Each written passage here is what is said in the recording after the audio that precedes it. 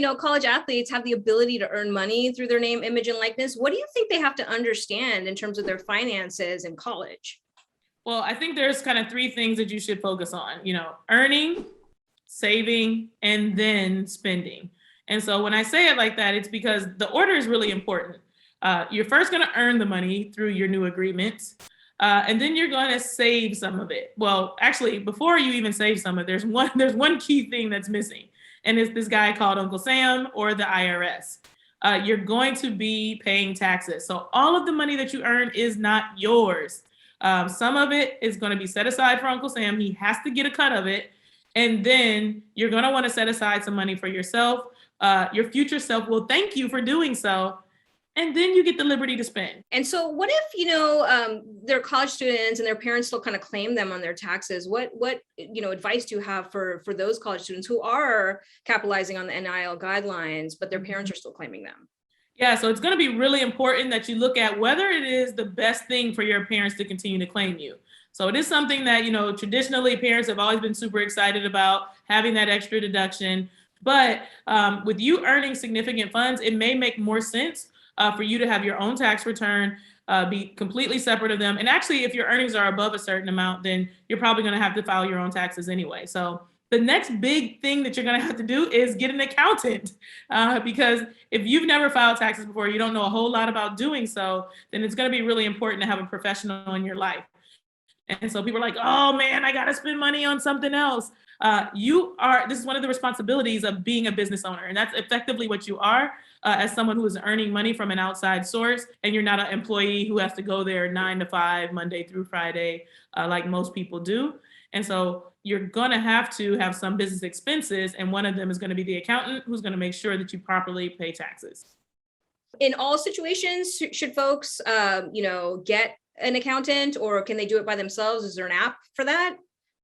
There are some apps for that. However, I would say if you know that you don't know anything, you have to know what you don't know.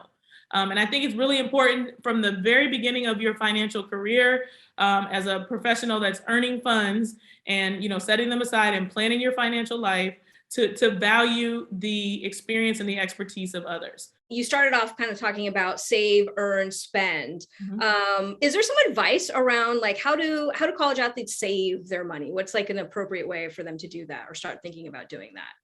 Well, the first thing you want to save is an emergency fund. You want to put some money aside in case something happens that is unforeseen. I think we are all now thinking more relatably around this emergency fund. At first, it was like, emergencies, yeah, whatever. But having all just survived COVID, and seeing all kinds of different things kind of come and throw us curveballs over the last year or so, I think it's really, really important that you set aside funds in case something happens. So in case you need to hurry up and fly home for some sort of emergency, in case you get 4 flat tires is something that I think of. If you have your own health insurance, there's something called the deductible and the out-of-pocket expenses. In case you need to pay those sort of things because of some sort of catastrophe, you want to have money set aside for that. So an emergency fund is not a concert that's coming up. It's not some inconvenient thing that, you really didn't think about, but it's not an emergency. You want to make sure that a real emergency. And so I always recommend start by getting $1,000 set aside as a baseline emergency fund, and then work to 3 to 6 times whatever it is that you're bringing home.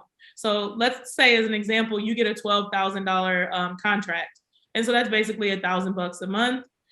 You want 3 times that amount, or $3,000 set aside as an emergency fund.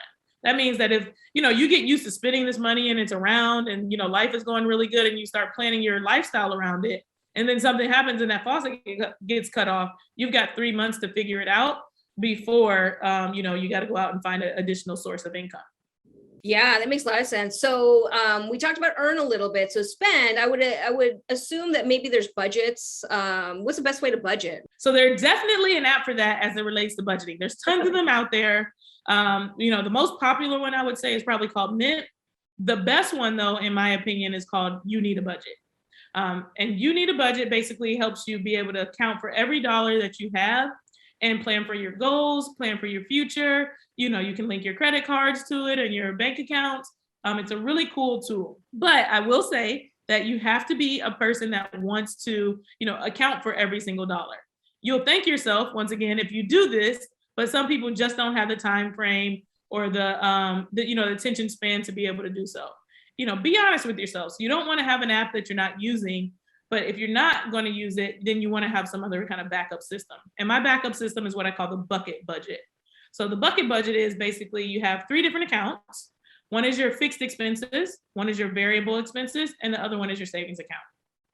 So fixed expenses are those things like your rent, your car note if you have one, utility bills, etc. So those kind of obligations that you have to meet. Maybe it's a student loan payment, whatever it is, those kind of things are the fixed expenses, and those should be no more than 50% of your income. Next, you have your variable income. Well, no, actually, we have your savings because we want to save, we want to prioritize that before we get to spending. And so savings-wise, that should be 20% of your income. And then last but not least would be that variable spending. And so that's the kind of stuff that jumps up and down, that you're eating out, getting your hair done, nails done, all that kind of stuff. So let's put numbers to it again.